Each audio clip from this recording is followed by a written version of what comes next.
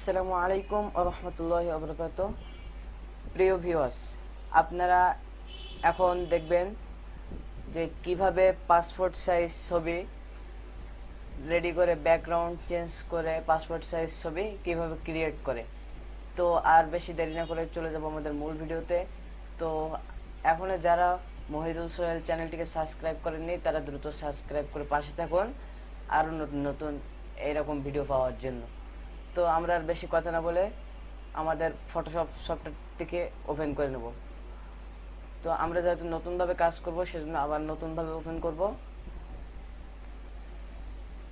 যাদের পিসির কোয়ালিটি ভালো তাদের পিসিতে দ্রুত ওপেন হবে, যাদের কোয়ালিটি নর্মাল তাদের ধীরে ওপেন হবে। তো আমরা আর বেশি দেরি না করে চলে যাব মূল কাজে।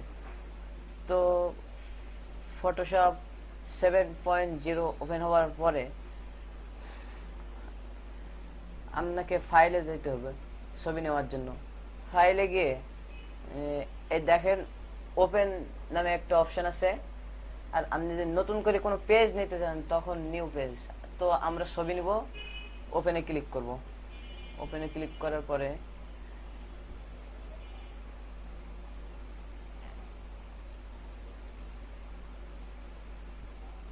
এই ছবিটাকে আমরা সিলেক্ট করে দিলাম।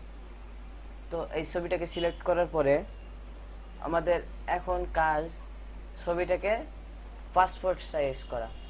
ছবিটাকে পাসপোর্ট সাইজ করার জন্য আমাদেরকে এই ক্রপ টুল নামক একটা অপশন আছে, ক্রপ টুলে ক্লিক করতে হবে। ক্রপ টুলে ক্লিক করার পরে এই যে আমাদের হাইট আর ওয়েট, তো অনেকে অনেক রকম দেয়, কেউ দেয় 40 mm 50 mm। তো আমরা 4 cm 5 cm দিছি। দেওয়ার পরে ছবিটাকে টেনে সোজা করে কেটে নিব।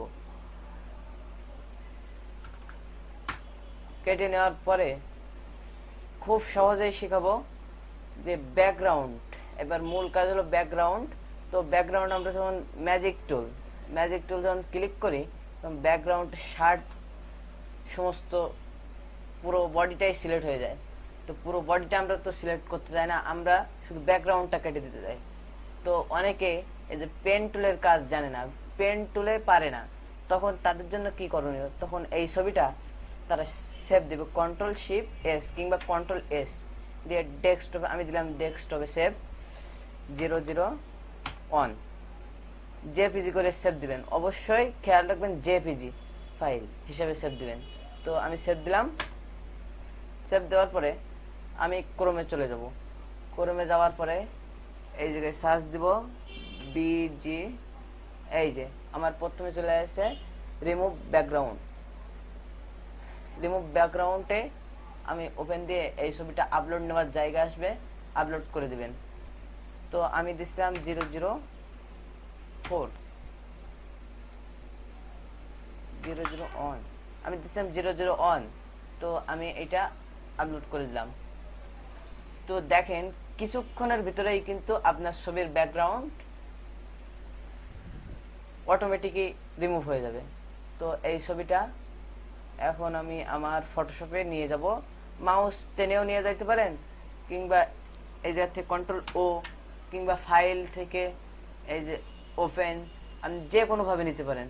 এই যে আমি ফাইল থেকে নিলাম, ডাউনলোড, আমার ডাউনলোডের ভিতরে আছে ছবিটা, এই যে ওপেন দিলাম। তো এরপরে ব্যাকগ্রাউন্ডে দেখেন এখনো কিন্তু সাদা কালার আসে নাই, তখন আমাদের এই জায়গা থেকে একটা নিউ পেজ নেওয়া লাগবে। লেয়ার থেকে একটা নিউ পেজ নেব। নিউ পেজ নিয়ে আপনার এই জায়গায় দেখা লাগবে সাদা আছে কিনা। তো আপনি এই যে সাদা করে নেবেন, আমরা মাউসটা টেনে সাদা করে নিলাম। আপনারা পয়েন্ট দিয়েও সাদা করতে পারেন, ইচ্ছা হলে অল্টার ডিলেট চাপ দিলে পেজটা সাদা হয়ে যাবে। তখন কন্ট্রোল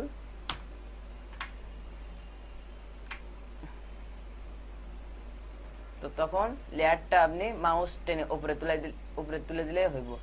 তো Ctrl+E দিয়া আপনি দুইটা লেয়ারটাই জুড়ে নেবেন। Ctrl+E দিয়ে আমরা জুড়ে নিলাম। এবার দেখেন শুধু পিছনটা ব্যাকগ্রাউন্ড আমাদের ফুল সাদা হয়ে গেল। আপনি চাইলে অন্য কালারও দিতে পারেন, তো আমরা সাদাই দিব। এবার ক্রপ টুল দিয়ে ক্রপ করে আমরা পারফেক্ট পাসপোর্ট সাইজ করে নিলাম। পাসপোর্ট সাইজ করার পরে আমাদের দেখেন কানায় একটা কালো বর্ডার কি একটা অন্য ধরনের বর্ডার দিলে আমাদের ছবিটা সৌন্দর্য আরো বেশি হইব।